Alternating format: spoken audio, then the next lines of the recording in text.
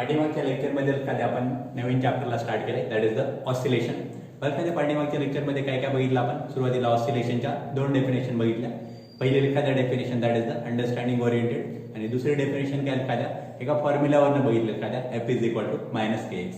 त्याचं एखाद्या अनालिसिस पण केलं, एखाद्या दोन्ही डेफिनेशन आपण क्लिअर केलं. त्यानंतर एखाद्या आणखी एक नाव सांगितलं, एखाद्या ऑसिलेटरी मोशनला आणखी एक नाव बघितलं. काय म्हणतात त्याला? सिंपल हार्मोनिक मोशन, और it is called as the SHM. That is oscillatory motion is also non as the simple harmonic motion. आणि तो जो फॉर्म्युला होता एखाद्या त्याच्यावर थोडं आपण आणखी डिटेलमध्ये बघितलं. f is equal to -kx. f is the restoring force. k ला एखाद्या काय म्हटलं? k is the constant. त्याला एखाद्या आपण वेगळे 3 नावं दिले होते. त्यानंतर x इज द डिस्प्लेसमेंट. त्यानंतर एखाद्या ज्यांनी ते लेक्चर एखाद्या बघितलं नसेल त्यांनी एखाद्या अगोदर ते फर्स्ट लेक्चर बघा, इंट्रोडक्शन वाला. आणि त्यानंतर एखाद्या या लेक्चरकडे पाठीमागच्या लेक्चरची लिंक एखाद्या आपण डिस्क्रिप्शन मध्ये ऍड करतोय. तर आपण एखाद्या नेक्स्ट कन्सेप्ट बघायला स्टार्ट करू. काय बघा next concept? That is the differential equation of linear SHM. बघा एखाद्या एक क्लिअर एखाद्या आपण लिनियर SHM ऑलरेडी बघितलंय. काय म्हणलं एखाद्या? Simple harmonic motion. कशी एखाद्या काय म्हटलं? एक मेन पोझिशन पासून एखाद्या बॉडी काय होत असेल? राईट हँड साईडला जात असेल. मेन पोझिशन पासून राईट हँड साईडला O to A, त्यानंतर काय एखाद्या A to O परत, त्यानंतर काय एखाद्या O कडून B कडं, आणि B कडून परत O कडं. ही जी मोशन आहे एखाद्या त्या मोशनला काय म्हणलं आपण? सिंपल हार्मोनिक मोशन, और it is also called as the linear simple harmonic motion. या मोशनसाठी काय बघायचं एखाद्या आपल्याला? या मोशनला अंडरस्टँड करणारं किंवा या मोशनला रिप्रेझेंट करायला असं काय बघायचं आपल्याला? इक्वेशन. एखाद्या इक्वेशन म्हणलं काय एखाद्या LHS आणि RHS आली. आता त्याच्यामध्ये एखाद्या आणखी थोडं अंडरस्टँडिंग वाढवलंय. इक्वेशन कसं पाहिजे एखाद्या म्हणाले? डिफरन्शियल. आता एखाद्या डिफरन्शियल हा वर्ड एखाद्या नसेल ऐकला, पण आपण कुठला वर्ड ऐकलेला असतो? डेरिव्हेटिव्ह. कुठला वर्ड ऐकला एखाद्या आपण? डेरिव्हेटिव्ह. याचा अर्थ काय एखाद्या डेरिव्हेटिव्ह इक्वेशन जे असेल एखाद्या जे पण इक्वेशन आहे त्याच्यामध्ये काय डेरिव्हेटिव्हची टर्म असेल तर त्या इक्वेशनला काय म्हणलं जाईल? Differential equation of SHM. म्हणजे काय दोन कंडिशन समजून घेतोय आपण की SHM ला रिप्रेझेंट करणारं इक्वेशन आपण बनवतोय आणि त्याच्यामध्ये काय एखाद्या डेरिव्हेटिव्ह असेल, therefore that equation is called as the differential equation of linear SHM. आणि आपण आता ते बघायला स्टार्ट करू. त्यासाठी एखाद्या आपण फोर्सच्या फॉर्म्युलापासून स्टार्ट करणार आहे. काय फॉर्म्युला एखाद्या? f is equal to -kx. ही गोष्ट एखाद्या आपण याला इकडं साईडला ठेवू. f इज द काय म्हणलं एखाद्या? f is the restoring force, k is the constant. त्याला काय एखाद्या 3 नावं एकदा एखाद्या लक्षातच राहायला पाहिजे. 3 नावं काय एखाद्या? First is the force constant, second is the stiffness of the spring, and third is the spring constant. x is the displacement. Negative sign बद्दल एखाद्या परत सांगतोय, negative sign indicates the opposite direction. आता काय करायचं? एखाद्याला सिम्प्लिफाय करायला start करायचं. तर त्यासाठी एखाद्या आपल्याकडे फोर्सचा बेसिक फॉर्म्युला आहे. काय म्हणतो एखाद्या? But force is equal to काय? फोर्सचा बेसिक फॉर्म्युला एखाद्या mass into acceleration. Force is equal to mass into acceleration. फोर्सला रिप्लेस करायला काय त्या ठिकाणी काय टाकतो आपण? Mass into acceleration. So mass into acceleration is equal to -kx. त्यानंतर एखाद्या काय परत बघायचं एखाद्या आपल्याला? मास इकडे कशामध्ये? एखाद्या मल्टिप्लिकेशन मध्ये तिकडे गेलं काय होईल? डिव्हिजन मध्ये. So acceleration is equal to -k into x divide by m. Acceleration is equal to -k into x divide by m. बरं काय? त्यानंतर आपण पुढे कंटिन्यू करू. इथे एखाद्या एक्सेलरेशन भेटलंय, अर्थात एखाद्या आपल्याला एक्सेलरेशन वगैरे नाही काढायचं. आपण मेन कॉन्सन्ट्रेट कशावर करतो? एखाद्या डिफरन्शियल इक्वेशनवर. मग एखाद्या डिफरन्शियल इक्वेशन कसं काढायचं एखाद्या याच्यावर कॉन्सन्ट्रेट करू. बरं काय? एक्सेलरेशनला काय लिहिलं जातं त्याच्यावर बघायला स्टार्ट करू. बरं काय? आपल्याकडं एक्सेलरेशनचा बेसिक फॉर्म्युला आहे. काय म्हणतोय? But acceleration is equal to काय म्हणते आपल्याला? Acceleration is equal to dv by dt. That is rate of change of velocity with respect to time. Acceleration is nothing but the rate of change of velocity with respect to time. आपण एखाद्या एक्सेलरेशनला काढणार एखाद्या त्या ठिकाणी काय लिहू एखाद्या? dv by dt. तर एखाद्या dv by dt लिहिलं एखाद्या काय होईल? dv by dt is equal to -kx by m -kx by m. बरं याच्यामध्ये आणखी दोन गोष्टी एखाद्या त्या अंडरस्टँडिंग एखाद्या आपण एका स्टेप मध्ये सांगणार आहे. कुठली बघा? ही जी वेलॉसिटी आहे एखाद्या वेलॉसिटीला आणखी एक बेसिक क्वांटिटीच्या फॉर्म मध्ये सांगितलं जातं. काय सांगितलं जातं एखाद्या? But v is equal to dx by dt. काय सांगितलं जातं एखाद्या? Velocity is nothing but the rate of change of displacement with respect to time. हे क्लिअर असू द्या एखाद्या. आणि दुसरी गोष्ट एखाद्या k by m एखाद्या हा तो रेशो एखाद्या त्याला एक नाव दिलं जातं आणि ते नाव मात्र व्यवस्थित लक्षात ठेवा. काय म्हणलं जातं एखाद्या? k by m is equal to omega square. काय म्हणतो बघा? k by m is equal to omega square. तर इथनं लक्षात द्या आपल्याला काय दोन गोष्टी भेटल्या लक्षात द्या. काय वेलॉसिटीच्या जागेवर काय लिहिणार लक्षात द्या आपण dx/dt आणि k/m च्या जागेवर काय लिहिणार लक्षात द्या ओमेगा स्क्वेअर. तर आपण लक्षात द्या रिप्लेस करायला स्टार्ट करतोय. इकडे दाखवतो लक्षात द्या पुढे कंटिन्यू काय होईल बघा v च्या जागेवर dx/dt लिहायला स्टार्ट करू. काय होईल बघा ddt ऑफ काय करायचं लक्षात द्या वेलॉसिटीच्या जागेवर dx/dt वेलॉसिटीच्या जागेवर काय काय ऍड करायचं लक्षात द्या आपल्याला dx/dt इज इक्वल टू काय बघा k/m इज इक्वल टू काय ओमेगा स्क्वेअर. k/m ला रिप्लेस करा मायनसला minus as it is so minus omega square into x. काय बघा ddt of dx/dt is equal to minus omega square into x. आता थोडं विचार करून लक्षात द्या यांनी याला मध्ये मल्टिप्लाय केलं लक्षात द्या काय होईल d into D that is the d2 और त्याला काय म्हणलं जातं d square dt into dt that is the dt square. लक्षात द्या ऍक्च्युअली मॅथमॅटिकल टर्म आहे लक्षात द्या की एका डेरिव्हेटिव्हचा जर तुम्ही परत डेरिव्हेटिव्ह घेतला बघा लक्षात द्या ऑलरेडी काय लक्षात द्या डेरिव्हेटिव्ह आहे याचा काय करतोय आपण परत डेरिव्हेटिव्ह घेतोय. एका डेरिव्हेटिव्हचा जर आपण परत डेरिव्हेटिव्ह घेतला तर त्याला काय म्हणलं जातं लक्षात द्या डबल डेरिव्हेटिव्ह किंवा त्याला आणखी दुसरं नाव सेकंड ऑर्डर डेरिव्हेटिव्ह. एकदा घेतला फर्स्ट ऑर्डर डेरिव्हेटिव्ह दुसऱ्या वेळेस घेतला काय म्हणलं सेकंड ऑर्डर डेरिव्हेटिव्ह. तर याला कसं लिहितो लक्षात द्या आपण d2x divide by dt square is equal to minus omega square x. लक्षात द्या ही टर्म लक्षात द्या RHS ला कशामध्ये मायनस मध्ये LHS ला आली काय होईल लक्षात द्या प्लस मध्ये. तर काय होईल d2x divide by dt square minus LHS ला आला become plus omega square x is equal to 0 and this is the required differential equation of linear simple harmonic motion. बस काय त्याच्यावर एवढं समजून घ्या लक्षात द्या खूप महत्त्वाचं एक्सप्रेशन आहे लक्षात द्या. या एक्सप्रेशन मध्ये लक्षात द्या काय काय खोच आहे त्या लक्षात द्या परत एकदा सांगायला स्टार्ट करतोय. बेसिक कुठनं स्टार्ट केलं लक्षात द्या आपण रिस्टोरिंग फोर्स पासून. Restoring force is equal to minus kx. त्यानंतर काय दुसरी स्टेप काय बघितलं फोर्सचा बेसिक फॉर्म्युला पुट केला मास इंटू एक्सेलरेशन. त्यानंतर रिअरेंज केलं लक्षात द्या रिअरेंज केलं आणि त्यानंतर काय आणखी दुसरी व्हॅल्यू आपण एक्सेलरेशनला काय पुट केलं काय acceleration is nothing but the dv/dt. एक्सेलरेशनला dv/dt put केलं. त्यानंतर काय पुढे काय सांगितलं वेलॉसिटीला आणखी रिप्लेस करू शकतो आपण. Velocity is nothing but the rate of change of displacement with respect to time. त्यानंतर k/m ला काय लक्षात पुट केलं k/m is nothing but the omega square. काढलेल्या दोन्ही व्हॅल्यू लक्षात आपण ओरिजिनल इक्वेशन मध्ये पुट केला. आणि इथली महत्त्वाची खोच लक्षात द्या डेरिव्हेटिव्हचा डेरिव्हेटिव्ह आहे therefore that is called as the second order derivative d2x by dt square minus LHS ला becomes plus. तर काय त्या इक्वेशन वरनं एवढं लक्षात ठेवा this equation is called as काय म्हटलं जातं या इक्वेशनला this equation is called as the differential equation of linear SHM. काय म्हटलं जातं this equation is called as the differential equation of linear SHM. आणि सगळ्यात महत्त्वाचं लक्षात ठेवा नीट असेल किंवा JEE असेल एखाद्या की अंडरस्टँडिंग या हा क्वेश्चन एखाद्या परीक्षेमध्ये विचारला जाऊ शकता आणि ती अंडरस्टँडिंग काय एखाद्या differential equation of linear SHM is काय दिसायला येते एखाद्या 2 काय म्हणतो एखाद्या differential equation of linear SHM represents the second order derivative. हे काय एखाद्या 2 is nothing but the second. तर एखाद्या या अंडरस्टँडिंग वर कॉन्सन्ट्रेट असू द्या. परत एकदा सांगतोय लिनियर SHM चे जर एखाद्या जे पण इक्वेशन आहे एखाद्या ज्याला आपण काय डिफरन्शियल इक्वेशन म्हणतोय ते कसं एखाद्या सेकंड ऑर्डर डेरिव्हेटिव्ह आहे. तर एखाद्या या कन्सेप्ट सगळ्या क्लिअर झालेल्या असतील. पहिल्यांदा एखाद्या हे सगळं लिहून घ्या त्यानंतर एखाद्या आपण नेक्स्ट कन्सेप्टला स्टार्ट करू. सगळ्यांनी लक्षात द्या ते लिहून घेतलं असेल त्या एखाद्या differential equation of linear SHM. आता काय बघून लक्षात द्या आपण नोट पॉईंट बघणार आहे लक्षात द्या. आणि नेहमी लक्षात ठेवा आपण जे पण लक्षात द्या नोट पॉईंट देतो लक्षात द्या ते डायरेक्ट क्वेश्चन असतील लक्षात द्या. CET असेल JEE असेल किंवा नीट या एक्झाम मध्ये लक्षात द्या आपण जे पण नोट मध्ये पॉईंट देतो ते ॲज इट इज क्वेश्चन असतील. तर त्या हिशोबाने लक्षात द्या कॉन्सन्ट्रेट असू द्या. लक्षात काय बघितलं आपण d2x by dt square plus omega square x is equal to 0. याला काय म्हणलं लक्षात द्या पहिली गोष्ट it is the differential equation of linear SHM. आणि लक्षात द्या आपण नोट मध्ये काय लिहिणार आहे बघा खूप महत्त्वाचा पॉईंट लक्षात द्या पहिल्यांदा सांगतो आणि त्यानंतर आपण लिहायला स्टार्ट करू.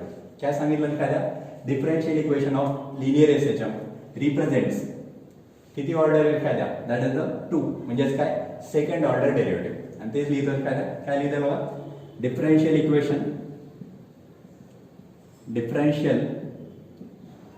इक्वेशन ऑफ लिनियर SHM काय म्हणतो बघा differential equation of linear SHM represents काय लिखा द्या सेकंड ऑर्डर डेरिव्हेटिव्ह, त्याला असं म्हणा या वर्डिंग मध्ये टाकलं लिखायला तरी चालेल. Represents second order derivative, represents second order derivative.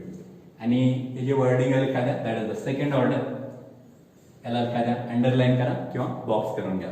तर हे खूप महत्त्वाचं लिखा द्या, दोन्ही गोष्टी क्लिअर केलेल्या लिखा द्या. This represents, that is d2x by dt square plus omega square x is equal to 0 represents the differential equation of linear SHM. आणि नोट मध्ये काय लिहायचं एखाद्या differential equation of linear SHM represents काय रिप्रेझेंट करते सेकंड ऑर्डर डेरिव्हेटिव्ह. तर हे एखाद्या लिहून घ्या. आपण नेक्स्ट कन्सेप्टला स्टार्ट करू. सगळ्यांनी एखाद्या नोट लिहून घेतलेली असेल, खूप महत्त्वाची नोट एखाद्या. बघा आपण काय बघितलं differential equation of linear SHM आणि त्याचे नोट बघितले. आता आपल्याला काय करायचं एखाद्या जे डेरिव्हेटिव्हच्या फॉर्म मध्ये एखाद्या जे इक्वेशन होतं एखाद्या त्याच्यामध्ये एखाद्या एक क्वांटिटी काढायला स्टार्ट करायचं. कुठली क्वांटिटी काढायची बघा concept next acceleration velocity and displacement in SHM. म्हणजेच काय एखाद्या लिनियर सिंपल हार्मोनिक मोशन मध्ये एखाद्या आपल्याला तीन क्वांटिटी फाइंड आउट करायच्या. First is the acceleration, second is the velocity, third is the displacement. आतापर्यंत बघा एखाद्या आपण वेगळ्या पद्धतीने गेलो एखाद्या क्वांटिटी काढताना, म्हणजे SHM ला विसरून जा.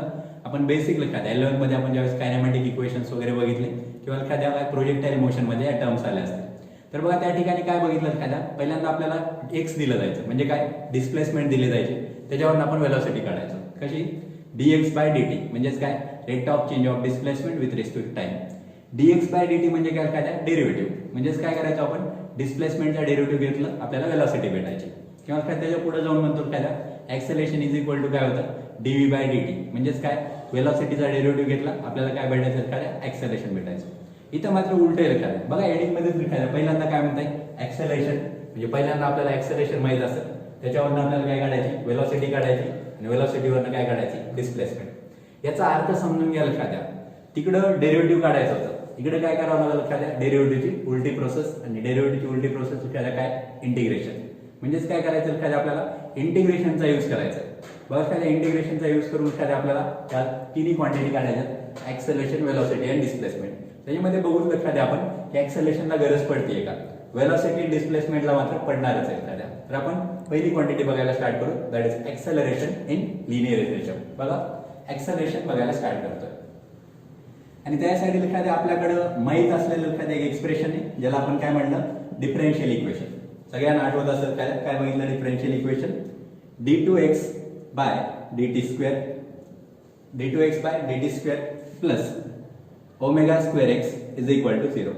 काही सिंपल गोष्टी करायला स्टार्ट करतो. इकडे प्लस मध्ये तिकडे गेलं मायनस मध्ये काय होईल बघा d2x by dt square is equal to minus omega square x.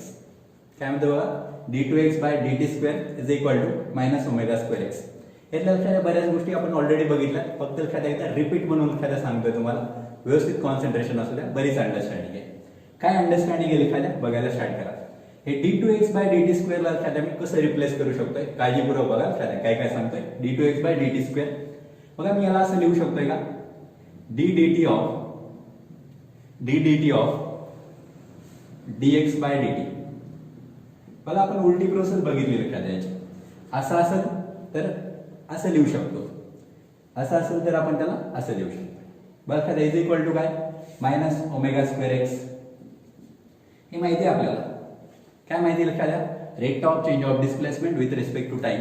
काय म्हणतोय आपण याला rate of change of displacement with respect to time, that is called as the velocity. याचा अर्थ आपण याला काढून काय लिहू शकतोय वेलोसिटी. याचा इम्प्लाइज मिनिंग काय एखाद्या dv by dt is equal to minus omega square x. dv by dt is equal to minus omega square x. आणि हे माहिती आहे आपल्याला काय माहिती आहे rate of change of velocity with respect to time, that is nothing but the acceleration. That is nothing but the acceleration. So acceleration is equal to minus omega square x. So this is the expression for कुणासाठीचं expression आहे एखाद्या this is the expression for acceleration in linear SHM. काय म्हणतो एखाद्या this is the expression for acceleration in linear SHM. बघा हे simple expression आहे, that is acceleration is equal to minus omega square x.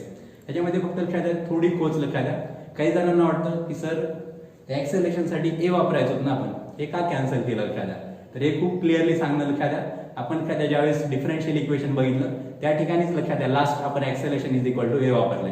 इथून पुढे लक्षात द्या ऑसिलेशन हा चॅप्टर कंप्लीट होईपर्यंत, काय म्हणतोय बघा, ऑसिलेशन हा चॅप्टर कंप्लीट होईपर्यंत आपण ऍक्सेलरेशनला ए कधीच वापरणार नाही. पुढे गेल्यानंतर एक नवीन टर्म येणार आहे एखादा, that is called as the amplitude. आणि अँप्लिट्यूड साठी आपण काय स्मॉल ए लेटर वापरणार आहे. त्यामुळे एखाद्या इथून पुढे आपण ऍक्सेलरेशनला या शॉर्ट फॉर्म मध्ये मेन्शन करणार. तर एखाद्या हे कंप्लीट झाले. यानंतर एखाद्या वेलॉसिटी आणि डिस्प्लेसमेंट एखाद्या आपल्याला डेरिव्हेशन बघायचे आणि त्या डेरिव्हेशन साठी एखाद्या आपण ऑलरेडी बोललो, काय बोललो एखाद्या की आपल्याला इंटिग्रेशनची गरज पडणार आहे. तर त्यासाठी कुठले कुठले इंटिग्रेशनचे फॉर्म्युले लागतात एखाद्या, तर ते इंटिग्रेशनचे फॉर्म्युले आपण बघायला स्टार्ट करू. त्याच्या अगोदर हे एक्सप्रेशन एखाद्या लिहून ठेवा, त्यानंतर आपण नेक्स्ट कंटिन्यू करू. सगळ्यांनी एखाद्या ऍक्सेलरेशनचं एक्सप्रेशन लिहून घेतलं असेल. आपल्याला एखाद्या नेक्स्ट कुठल्या कन्सेप्ट बघायच्या होत्या, वेलॉसिटी आणि डिस्प्लेसमेंट. पण काय सांगितलं एखाद्या त्याच्या डेरिव्हेशन मध्ये आपल्याला काय लागणार आहे, इंटिग्रेशन. त्यामुळे एखाद्या आपण इंटिग्रेशनचे फॉर्म्युले बघतोय. काय बघितलं, सम युजफुल फॉर्म्युले ऑफ इंटिग्रेशन. बरं का, ते इंटिग्रेशन काही छोटं नाही आहे एखाद्या, खूप मोठा एखाद्या कन्सेप्ट आहे एखाद्या. एक चॅप्टर एखाद्या 12ला, ऍक्च्युअली एखाद्या त्याच्यावर 2 ते 3 चॅप्टर आहे 12च्या मॅथमॅटिक्समध्ये. एखाद्या आपण तेवढंच बघणार जेवढं एखाद्या आपल्याला फिजिक्समध्ये रिक्वायरमेंट आहे, अर्थात विथ अंडरस्टँडिंग. तर एखाद्या इथले आपण 3 फॉर्म्युले बघणार आहेत एखाद्या, कुठले एक एक बघायला स्टार्ट करू. पहिलं एखाद्या ते क्लिअर असू द्या, there is the symbol of integration. इंटिग्रेशन काय एखाद्या, integration of x raise to n with respect to x. एखाद्याला अशा पद्धतीने रीड केलं जातं, x raise to n with respect to x. इथं जी व्हॅरिएबल आहे एखाद्या तीच इकडे असायला पाहिजे, ठरलेलं असेल एखाद्या, असं कुठलंही नाही चाललं. इथं एक्स आहे तर इकडे एक्स आहे, इकडे एक्स तर इकडे एक्सच असायला पाहिजे. तर याचं इंटिग्रेशन काय बघा, x raise to n plus 1 divide by n plus 1 plus constant of integration c. बरं काय, ते कॉन्स्टंट ऑफ इंटिग्रेशन सी कधी लिहायचा, जर इथं लोअर आणि अप्पर लिमिट दिलेले नसते. इथं लोअर आणि अप्पर लिमिट नसतील दिले तर काय, कॉन्स्टंट ऑफ इंटिग्रेशन सी लिहायचं. जर लोअर आणि अप्पर लिमिट काय दिलेले असतील तर कॉन्स्टंट ऑफ इंटिग्रेशन लिहायचं नाही. का वगैरे याच्या डिटेलमध्ये जाऊ नका एखाद्या, आपल्याला त्याची गरज नाही पडणार. दुसरं अंडरस्टँडिंग एखाद्या, याच्यासाठी एक लिमिटेशन आहे एखाद्या, एक्स रेज टू एनचं integration x raise to n plus 1 divide by n plus 1 हे बरोबर आहे. एक लिमिटेशन आहे आणि ते एक लक्षात ठेवा. काय लिमिटेशन एखाद्या, n should not equal to -1. म्हणजे यांची व्हॅल्यू काय एखाद्या -1 नसायला पाहिजे. बाकी सगळीकडे काय तुम्ही ते वापरू शकता. तर त्याच्यामध्ये काही अडचण नसावी. एखाद्या याच फॉर्म्युल्याचा यूज करून काय तुम्ही वेगळे इंटिग्रेशन काढू शकताय. कसं ते एकदम सिंपल सांगतो. वापरलंय काय बघा, यांची व्हॅल्यू काय एखाद्या 1 वाढवली एन प्लस 1 आणि डिनॉमिनेटरला काय एखाद्या तेच लिहिलंय. म्हणजे सिंपल एखाद्या, समजा काय एक्स स्क्वेअरचं इंटिग्रेशन करायचं, एक्स स्क्वेअरचं इंटिग्रेशन असतं तर काय 1 नी पॉवर वाढवलं असतं. म्हणजेच काय एक्स क्यूब आणि डिवाइड बाय काय एखाद्या तेच, दॅट इज 3. म्हणजेच काय एक्स स्क्वेअरचं इंटिग्रेशन एक्स क्यूब बाय 3. थोडं अंडरस्टँडिंग एखाद्या वाढू शकते किंवा कॉन्फिडन्स वाढतंय. एक्स क्यूब असेल तर काय एखाद्या एक्स रेज टू 4 बाय 4. तर एखाद्या अशा पद्धतीचे इंटिग्रेशन वापरण्याची गरज पडत. दुसरा फॉर्म्युला सांगतोय, integration of k with respect to x.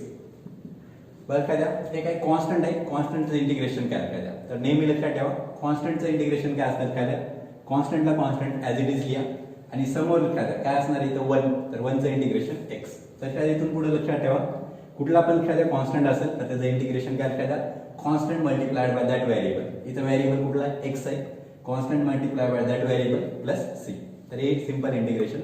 तिसरं जे इंटिग्रेशन सांगतो एखाद्या, ते एखाद्या फॉर्म्युला लक्षात ठेवायला लागतं आणि खास करून एखाद्या फक्त याच चॅप्टरमध्ये एखाद्या तो फॉर्म्युला लागतो आणि ते इंटिग्रेशन काय ते क्लिअर करतो एखाद्या. इकडे दॅट इज थर्ड फॉर्म्युला म्हणतोय, इंटिग्रेशन ऑफ 1 अपॉन काय म्हणतो, integration of 1 upon under root a square minus x square with respect to x. बघा थोडं लक्षात ठेवायला थोडं अवघड जाईल एखाद्या. परत एकदा सांगतोय, हे फॉर्म्युले पाठ नाही करायचे.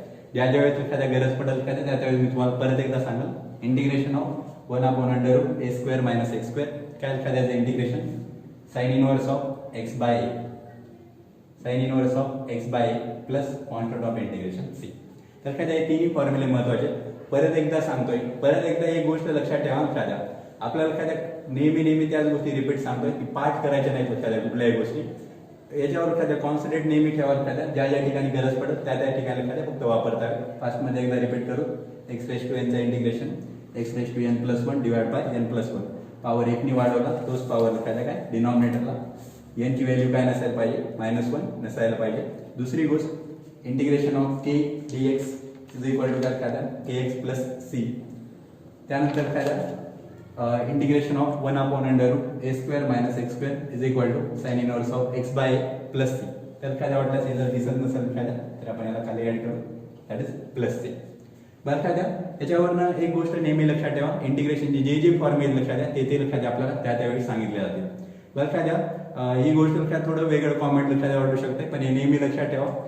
ज्या पण वेळेस लक्षात आपण फिजिक्स शिकणार आहेत का किंवा ज्यावेळेस आपल्याला वाटते ना की आपल्याला फिजिक्स चांगलं जमायला पाहिजे तर काय मॅथचं बेसिक ना येणं गरजेचंच आहे एखाद्या. आणि त्याच्यावर एखाद्या आपल्या क्लासमध्ये एखाद्या आपण जे पण मॅथ्स सांगतो एखाद्या ते विथ अंडरस्टँडिंग, कुठलाच फॉर्म्युला एखाद्या पार्ट वगैरे करायला सांगत नाही एखाद्या, सगळ्या गोष्टी अंडरस्टँडिंगने सांगतोय. तर तेव्हा एखाद्या खास करून एखाद्या जे बाहेरचे स्टुडंट आहेत एखाद्या त्यांनी याच्यावर एखाद्या नेहमी कॉन्सन्ट्रेट असू द्या की तेवढं मॅथ लक्षात यायलाच पाहिजे आपल्याला, आणि ते एखाद्या मी जर अंडरस्टँडिंगने सांगून एखाद्या तर त्याच्यावर कॉन्सन्ट्रेट असू द्या. पुढच्या लेक्चरमध्ये येताना एखाद्या या सगळ्या गोष्टी क्लिअर असू द्या, कारण बघा एखाद्या हे आपण या लेक्चरमध्ये बघितलंय आणि वापरायचं कुठं आपल्याला पुढच्या लेक्चरमध्ये. तर एखाद्या त्या लेक्चरमध्ये एखाद्या आपण दोन कन्सेप्टला स्टार्ट करणार आहे, that is velocity in SHM आणि second is the displacement in SHM. तर एखाद्या या कन्सेप्ट आपण नेक्स्ट लेक्चरमध्ये बघायला स्टार्ट करतोय. तर ठीक आहे, आपण थांबतो या ठिकाणी, बाकी आपण पुढच्या लेक्चरमध्ये बघू.